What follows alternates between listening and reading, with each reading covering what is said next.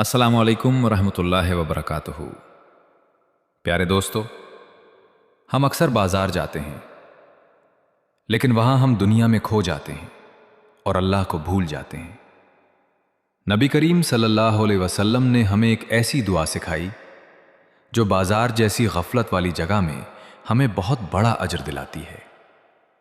یہ دعا ہے: لا الہ الا اللہ وحدہ لا شریک لہ لہ الملک ولہ الحمد یحیی ویمیت وہو حی لا یموت بیدہ الخیر وہو علی کل شیء قدیر۔